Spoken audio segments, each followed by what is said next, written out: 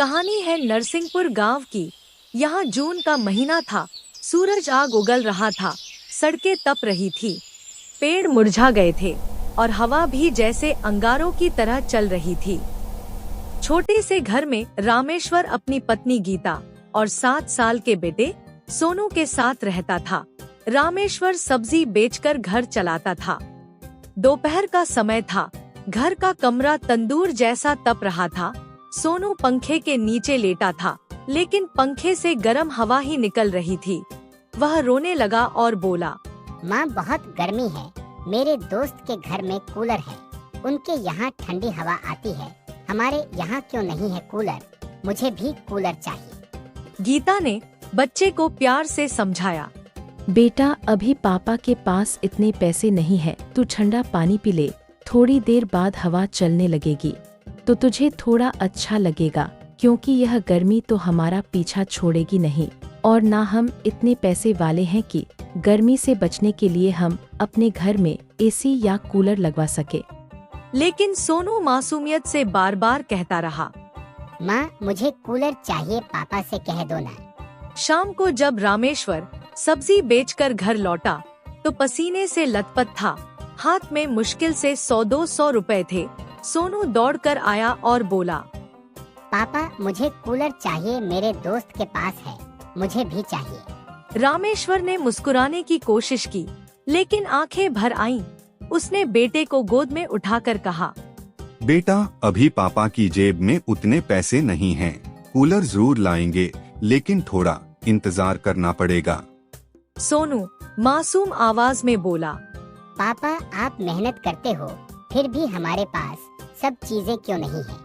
रामेश्वर के दिल में जैसे तीर चुभ गया।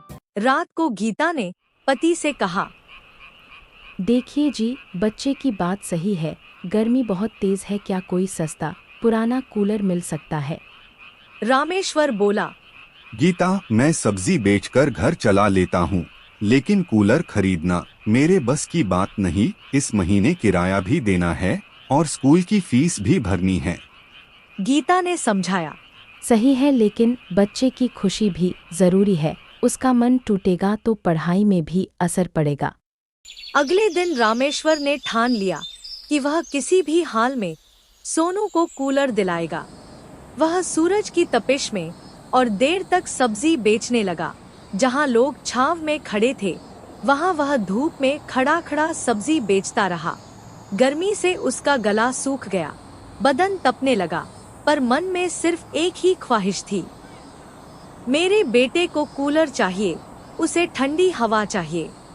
रामेश्वर का हाल देखकर एक पुराना ग्राहक बोला, रामेश्वर, तू रोज इतनी मेहनत करता है, देख, मेरे घर में एक पुराना कूलर पड़ा है जो अब हम इस्तेमाल नहीं करते, अगर तू चाहे तो मैं सस्ते में दे दूंगा। रामेश्वर की आंखें चमक उठीं।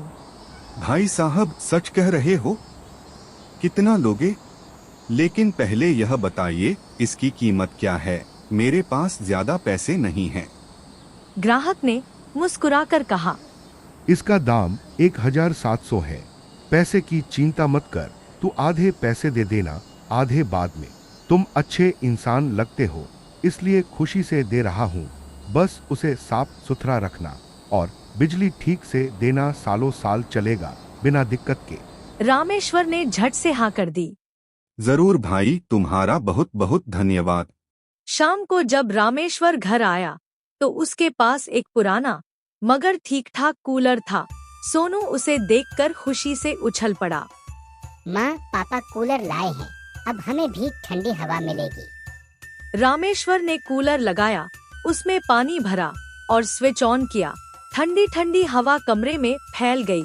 सोनू खुशी से झूमते हुए बोला, पापा, आप सबसे अच्छे हो, अब मैं ठंडी हवा में पढ़ाई करूँगा।